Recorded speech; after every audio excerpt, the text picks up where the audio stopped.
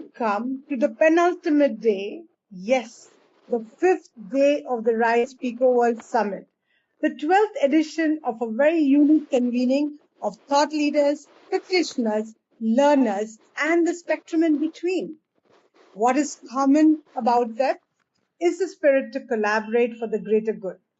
And what is even more common that binds them together is the belief in the RISE values: responsible, inclusive, sustainable, and ecosystem friendly, as you just saw in the video.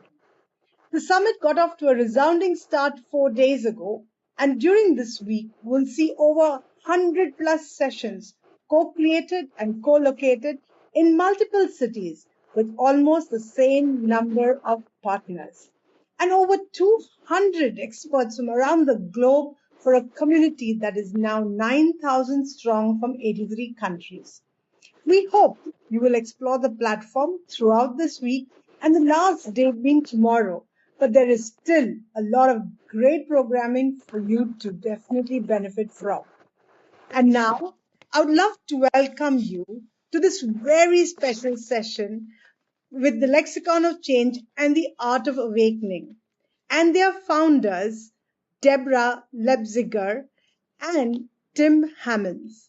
Both have been with us in previous sessions as well, and are the two such creative people that I am going to talk less and look more, and of course listen even more to what they have to share and speak to us about.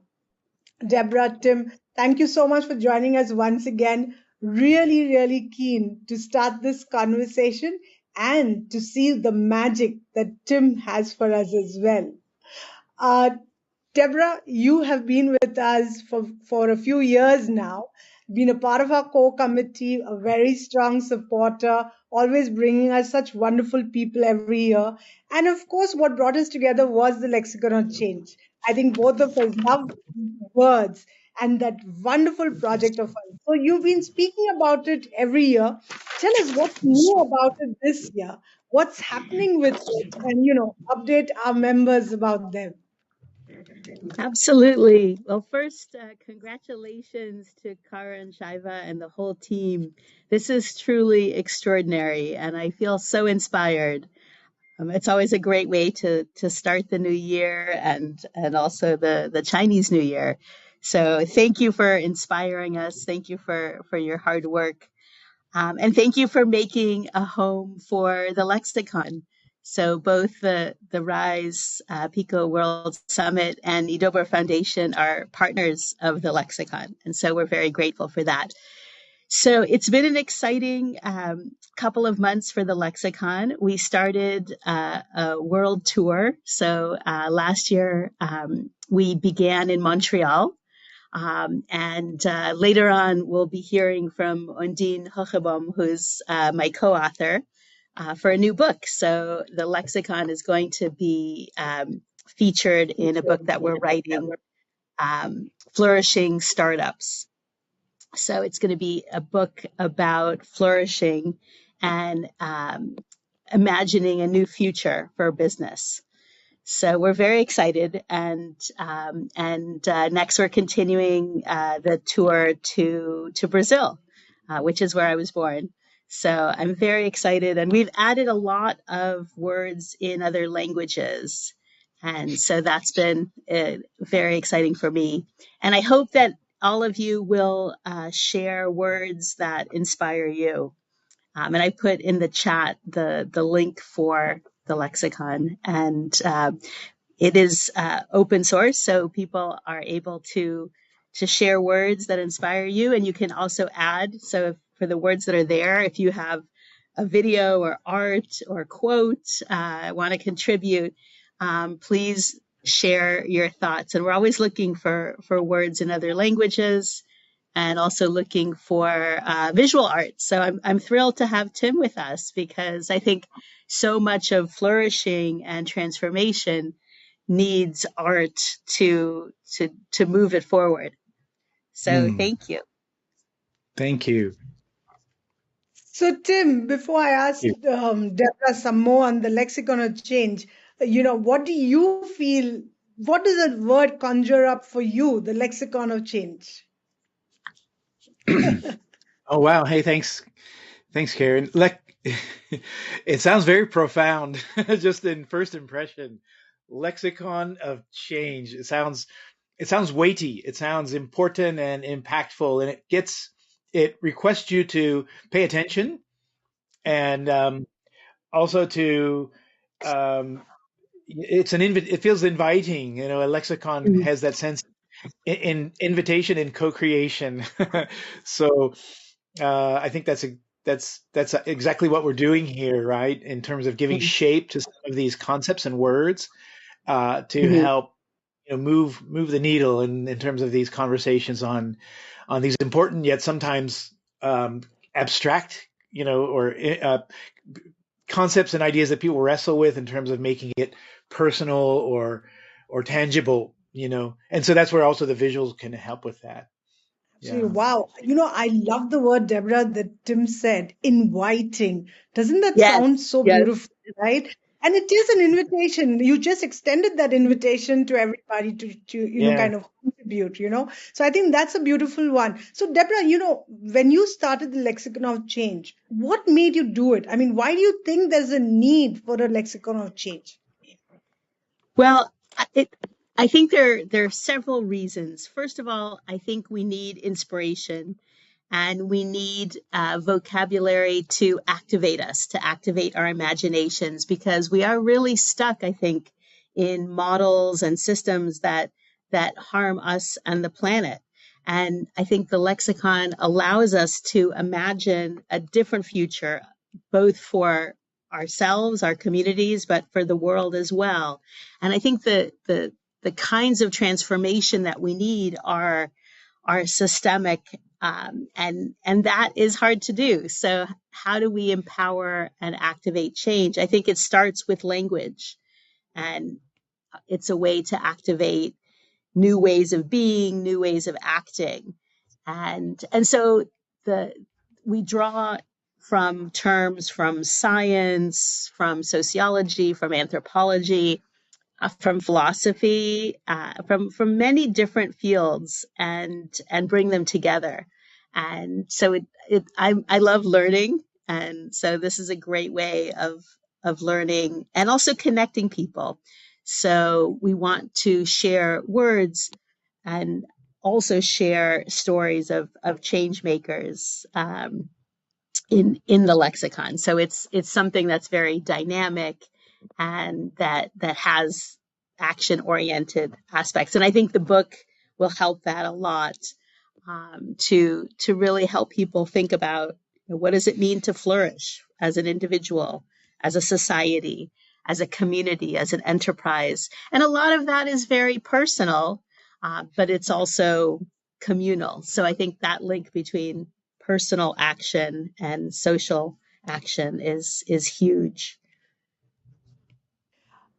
Two words that resonate with me and which I believe in very, very strongly is that it creates connections, right? That is the big thing. And second is, learning. For me, I'm definitely a learner for life, and I completely believe in continuous improvement. Unfortunately, sometimes too much, as my team might tell you. So until I get it just right, and I think even Tim might realize that by now. Until I get it just right, I'm just never satisfied. So I'm like trying to learn how to say, okay, good is good enough, but definitely learn all the time, and Mhm. making connections. I think is so important in this world, because half the problems are because of disconnect, right? Because of broken relationships, because of distances between us. So I think these are two words that truly, truly resonate with me, and I'm sure with most of our viewers right now. So thanks, Deborah. So Tim, your organization is named as inviting as anything else that we're talking about just now, the art of awakening. Now I can imagine awakening as one thing, and I can imagine art as another, but art of awakening, wow, tell us more about it. Thank you. So, awakening means opening means Mhm. opportunities, and art is the creation, the consideration of new ideas or merging or colliding of different ideas to form something new. And the word of is the process.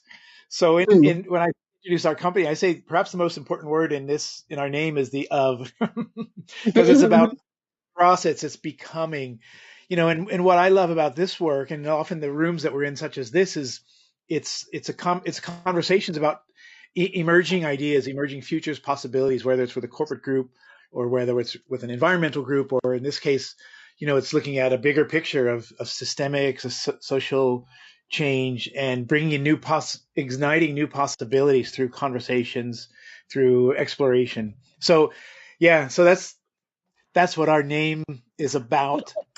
All of those Wonderful. good things. Yeah.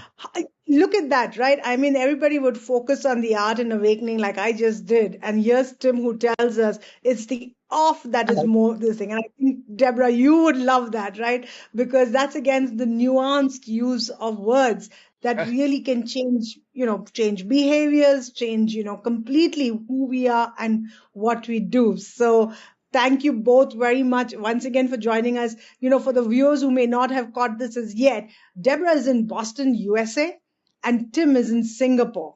Now think Yeah. about that. And I am in India, Mumbai, India. We are in literally across the globe, three time zones that absolutely spans the globes, right?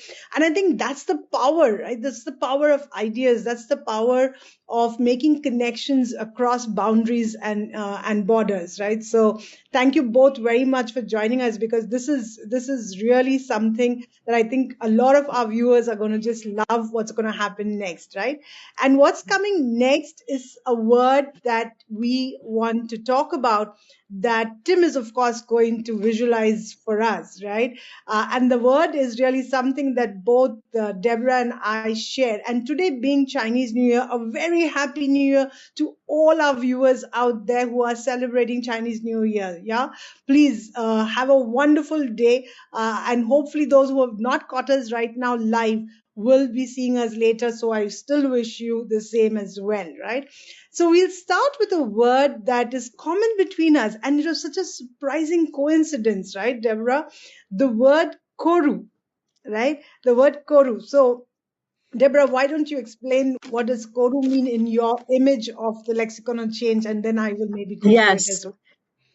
So the koru is a spiral. So if you can imagine the way a fern begins in a frond, and it's always been something that I have been attracted to and inspired by. So a fiddlehead fern, and the term koru comes from the Maori language and is that spiral, and it represents new beginning, hope, transformation. And I love the word that Tim used, ignite. Like I think it's that catalyst, that start. And I love that we're here at the New Year and the Chinese New Year. So I think the Koru represents that possibility of transformation. And so that's why I chose it as the symbol of the lexicon. Wow. And I chose it as the name. It was not so much the image at that point. It was more the name. But of course, ultimately, it was also the image, right? Because as you said, it's about the unfurling, of possibilities, the blossoming, the growth. So it was. And I actually started a tradition of now wishing people a Koru New Year. Yeah. So a Koru New Year to all our Chinese friends and viewers and members, because I said, when you say Happy New Year, it's just one word, right? Right. And then say Happy New Year, we wish you prosperity, we wish you, growth, we wish you success. But Koru means all that and more in one single word. Again, Exactly. demonstrating the power of how you use the right word can convey such a different meaning. And so I've actually stopped wishing people Happy New Year. I now wish them a Koru New Year. And of course, people always want to know what it is, right? So from the Koru, okay, we are going to pick a few words that we use in our lexicon, which is the RISE lexicon. And of course, I would like to start first with our own name, which is Idobro. Because, I really want to share that when we talk about systems, and that's one of the thematics of the summit itself, it's not something that is a fad we're starting with now. But 15 years ago, when I started Idobro, that was our name. And systems is part of our name. So Idobro is a framework, that and if you see the tagline says multiply your impact, right? So how do you multiply your impact? It's through Idobro. Idobro is I and Dobro is five in a very ancient language. So I-Fi is the process of multiplying impact through this five-step process of five I's: inform, interface, interact, integrate, and therefore impact. So this really is what Idobro means. And as I said, this was coined 15 years ago. And today we talk so much about systems, it's really picking up a lot more. But that's what we believed in, and that's what we continue to work. Mhm. Deborah, you of course believe in systems as much. Are there any other words that you think are kind of similar? Sorry, are there other words? That you think around systems that you can maybe pick on that you'd like to kind of talk? Well, I think about the idea of regeneration. So I think we need to move towards this idea of regeneration, and transformation. I think sustainability is somewhat limited. Like we are, the idea of we don't need to just sustain, we need to regenerate and recreate. And I love that you have integrate, because I think we do a lot of informing in our world, but we don't do a lot of integration. And so Yeah. that, I love that. I think that's really interesting. Um, In fact, people very often ask me, what is the difference between interface and interact? And right now, Tim is interfacing with us with Art of Awakening written over there, right? But interact is when he explained to us what is off, right? So yes, you can yes, I only love go that. so Yes. Hmm. right? I mean, you can only go that far with interfacing. It's good, it's important, right? So from information to interface and then to interact are very Yeah. different levels of engagement with people. And what you spoke about connections, right? How do that happen? That happens when you engage more and more deeply, right? And so yeah, that's the process, yeah. And then of course the whole aspect of ecosystems. So since we are on Hmm. systems, picosystems. Like for us, it's not just ecosystems, it's picosystems. And the reason we talk about picosystems is because we believe that in every ecosystem, for it to flourish, for it to thrive, we need three kinds of people. We need partners who have resources to help change the world. We need entrepreneurs who've got solutions for us to solve the problems of the world.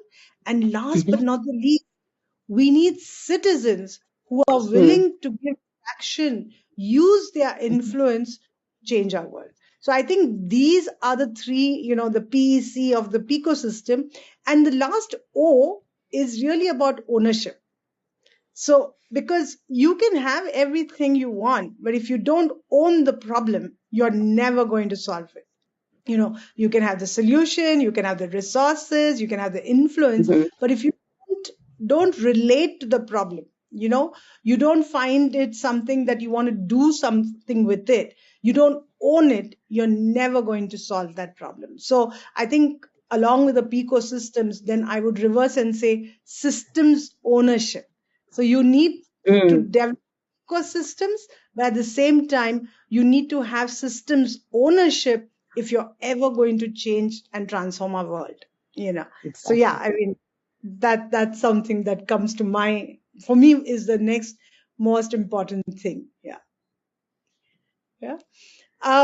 Of course, ecosystem, and we can't obviously forget the RISE values. We already saw how they were depicted earlier. But again, with that is the last value, like we say, responsible, inclusive, sustainable, and ecosystem friendly. So I think that's again another thing. We use the word Hmm. eco-friendly very loosely, like you said about sustainable and regenerative, Deborah. I think same it is with eco-friendly. We use it very casually, like everything is eco-friendly, but there are so Hmm. many degrees to it. Number one, and number two is it's not just about the physical environment, right? Our environment is made up of, the physical, the social, the human, the financial, the Hmm. emotional. There are so many elements to the environment. So how do we understand all of them? And that's why we use the word ecosystem friendly and not just eco friendly. Yeah. Hmm. Yeah. Love to hear what you think about that, Deborah. I love that. And I think ownership is such a useful concept too, because I think a lot of the issues that we face are issues of governance. And so I think ownership has many levels of meanings, and I really appreciate that. And one of the things that we're looking at are different models of ownership for entrepreneurs and startups. And so I think that's really interesting. So what other types of ownership models are there? But I love the idea of the the ecosystem being many things: emotional, financial, spiritual. So I think that's beautiful.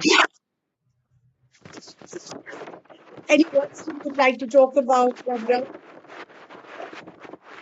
Sorry, there's a little bit of an echo.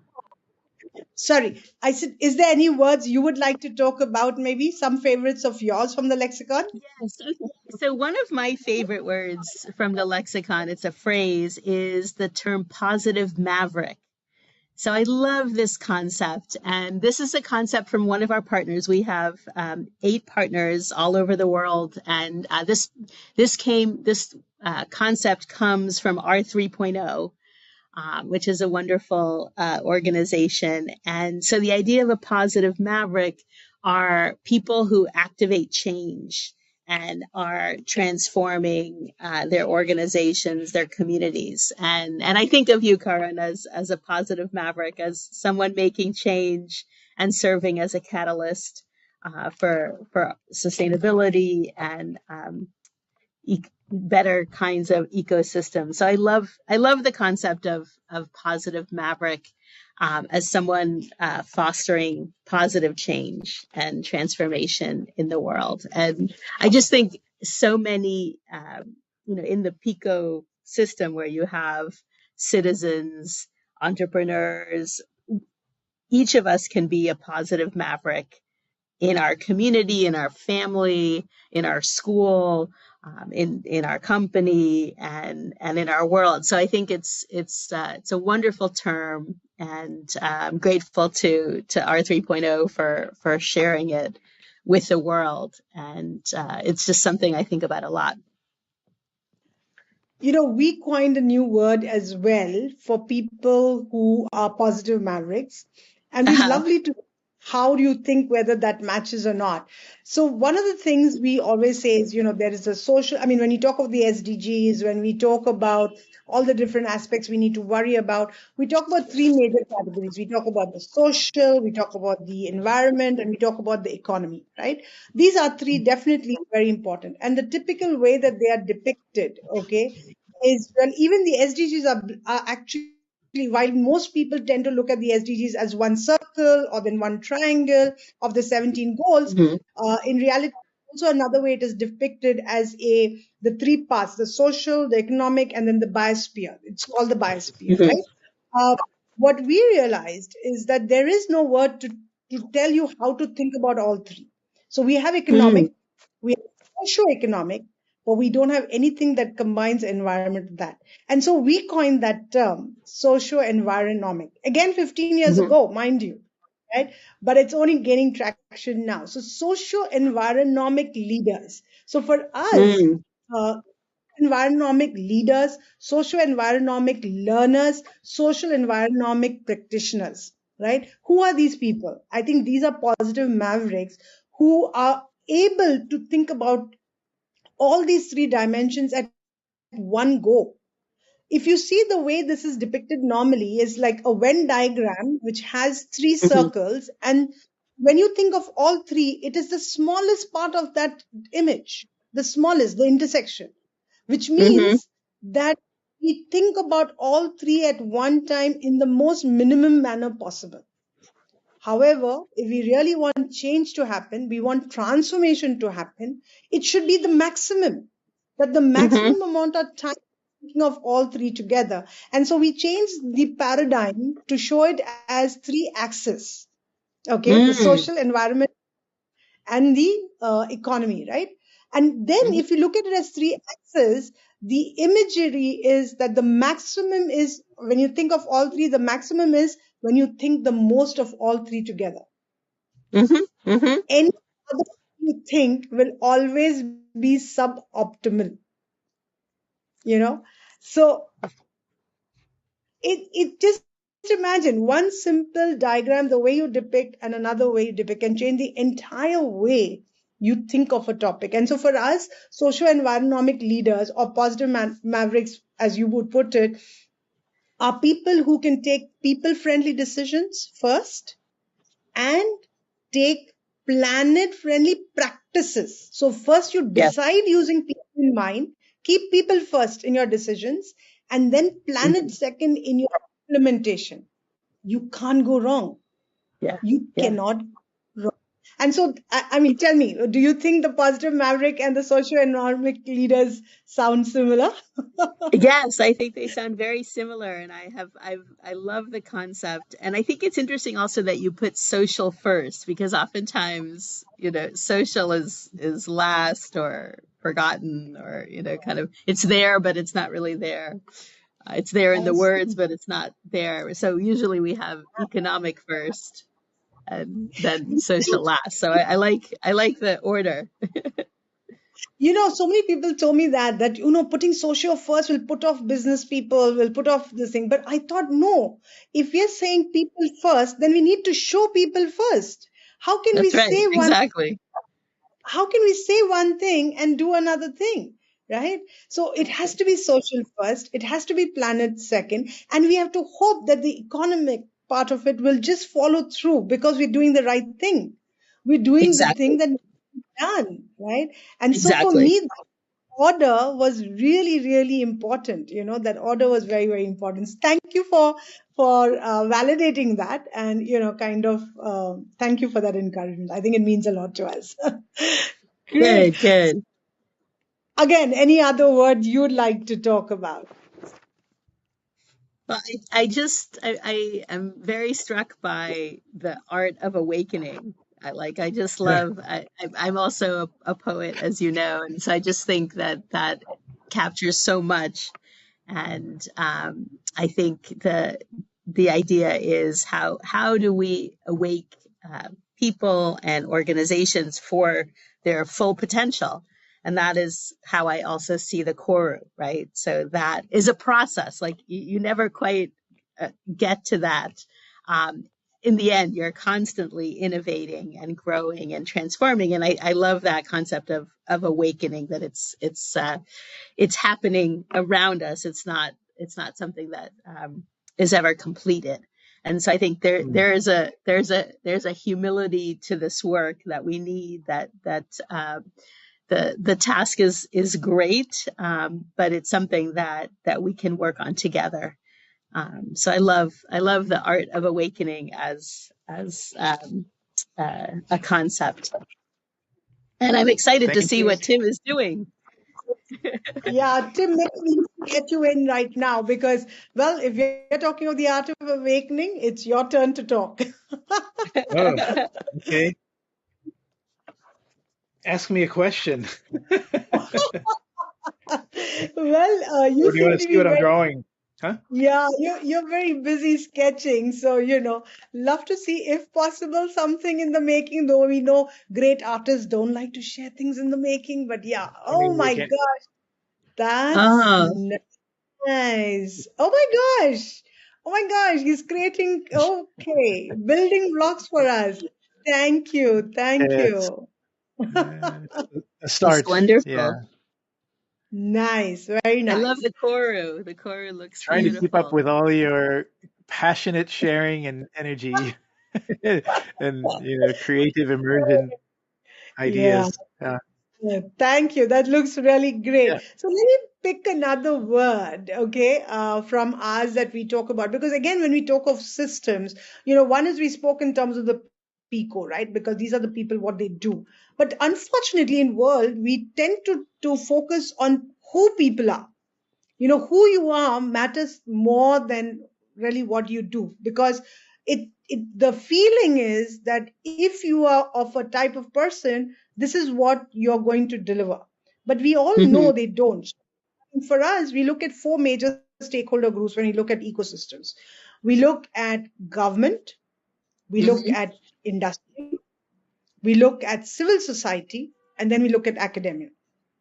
Hmm. And in a way, it's good to identify them as such, because each of them have a very distinct role in society and in the ecosystem, right? So we Hmm. call it the JICA model. We call it the JICA model, so it becomes really easy to remember.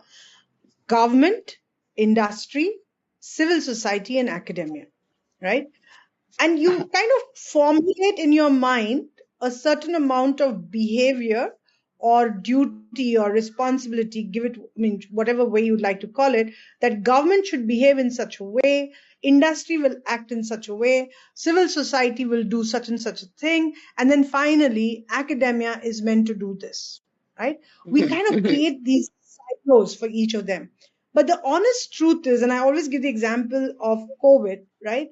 During the pandemic, I don't think we ever asked a person, who are you, before asking for help, or asking, who are you, before offering help. So if it does not matter, it just matters that you're able to do something, you're capable of doing something, then do these labels really matter? You know, do all these categorizations really matter?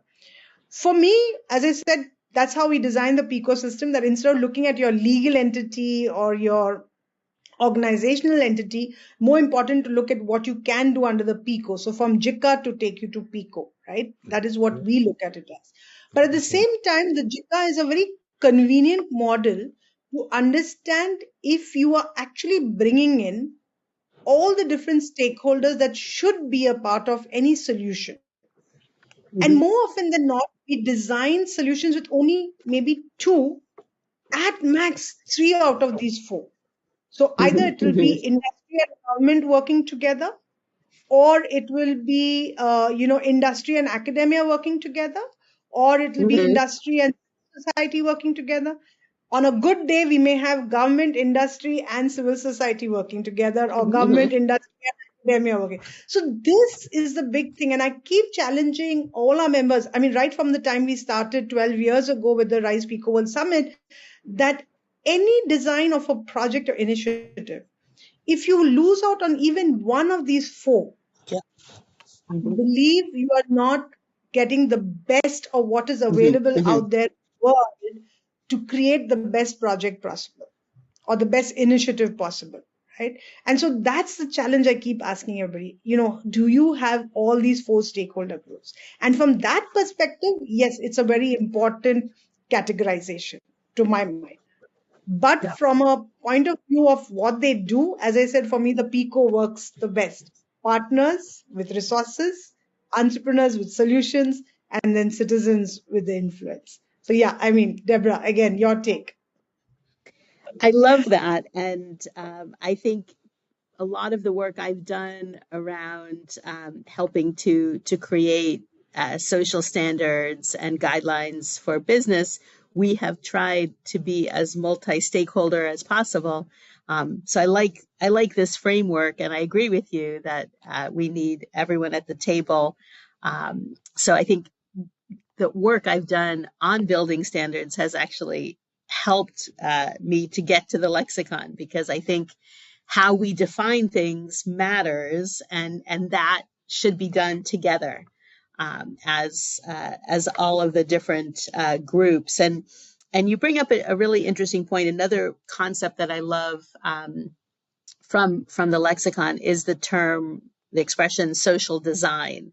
So I think there's a lot of work we need to do to design solutions and even approach problems with the social aspects in mind. And the term social design comes from the designer Cheryl Heller, who has done a lot of work in the design space around designing solutions for social good that bring social value.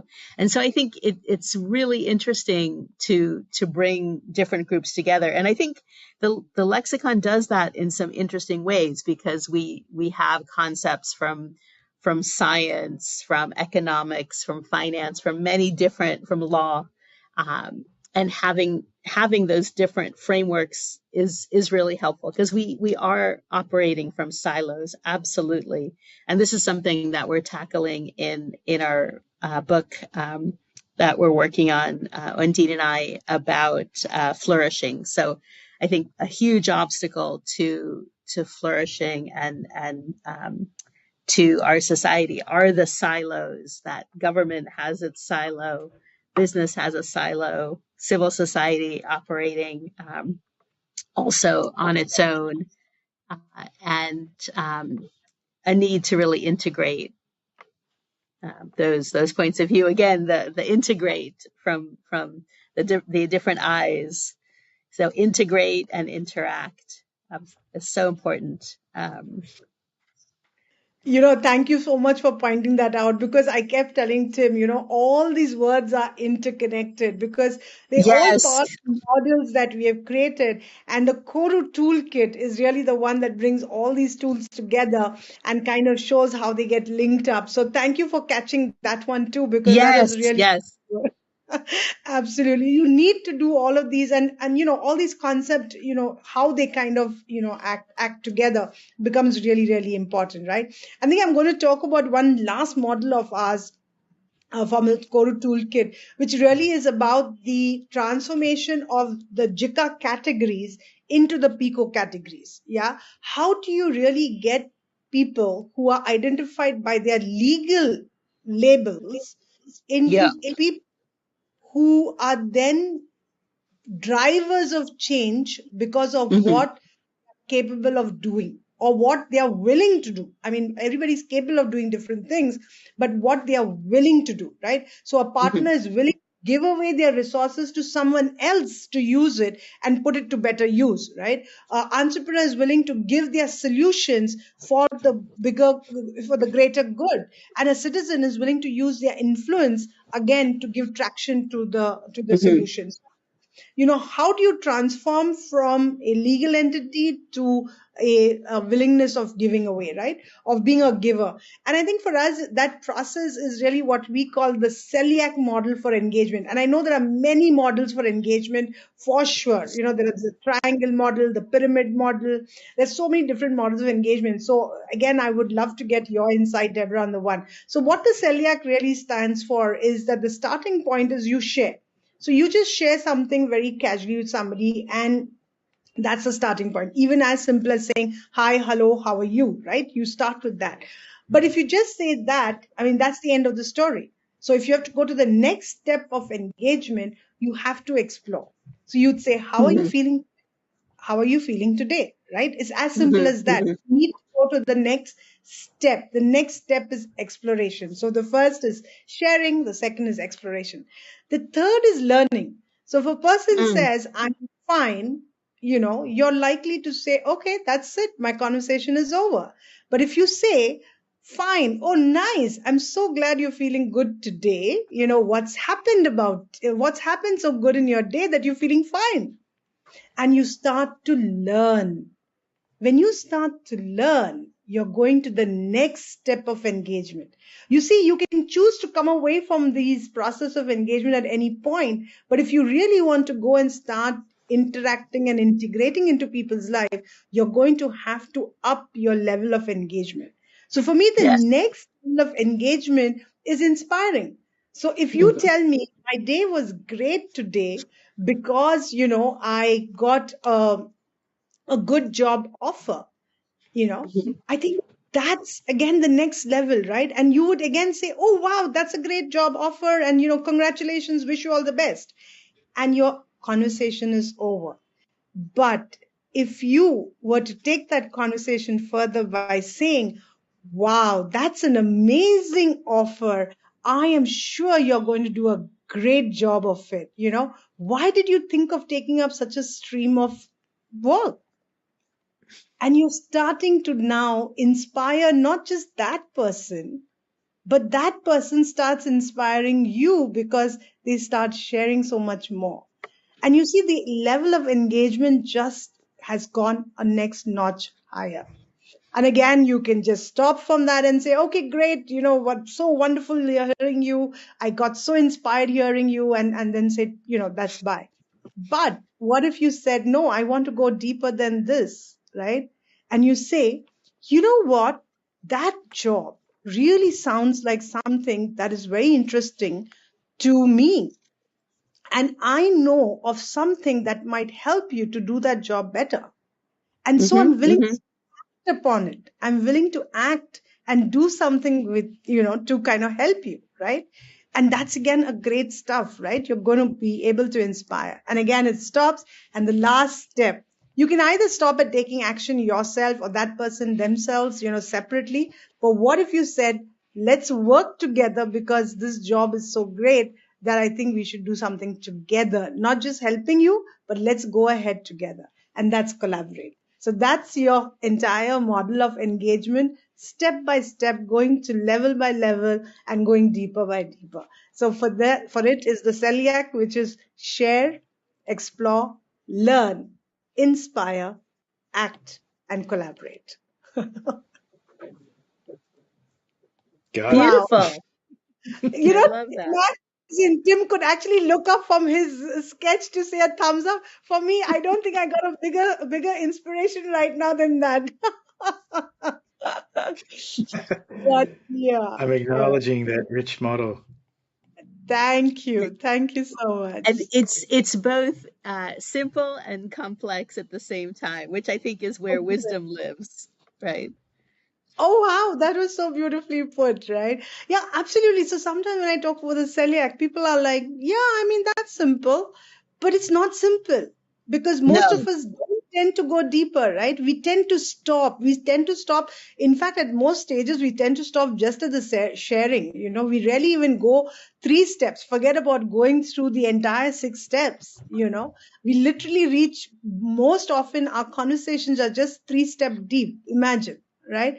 Whereas the scope for really deepening our relationships, our connections, what you spoke about, Deborah, when we started, is really going the entire. And for me, even if you don't do the 6th step, when you're not collaborating, if you can just inspire others to act, I think even that's a great, goal and objective in building relationships. And so for me, I think, that's one of the reasons why I do the RISE PECOWorld Summit. Everybody asks me, why do you do this every year? Because we do it without any sponsors. We do it on our own. And we do it because we really believe that, this is what is required to build relations. And Yes. I meet some amazing people every year. Every year, my circle of amazing people just increases. And what more can you ask than that in the world? And of course, this year, Tim. Tim It's has joined. wonderful. Thank you. So yeah, over to both of you now, and we'll of course be wrapping up very soon, but love to hear what you have to say, and of course what Tim also may want to say and show us with. Well, Oh, I'm so grateful for the opportunity to learn and share. And I feel like we're doing sharing, exploring, learning, inspiring. And I look forward to the collaboration and acting as well that comes from this. So I think an action can be to share a term from that inspires you in the lexicon, and do connect, because I'm hoping to come to India as Yeah. part of the Lexicon World Tour. So I look forward, and hope, and perhaps to Singapore as well. So I look forward to ongoing collaboration. I just leave you with 2 words that came to me from from your model that you just, the celiac model. So mutualism, I think, is a really key aspect from nature, and something that we can emulate, and reciprocity. I think, two concepts that this model made me think of engagement, and reciprocity. So thank you for this opportunity. Such a wonderful chance to learn with you and share. Amazing. No, thank you very much for being so generous always with your time, with your network, with your, wonderful people that you give us as well. So every year. So, Tim, how did we inspire you to act and collaborate with us? And collaborate with us.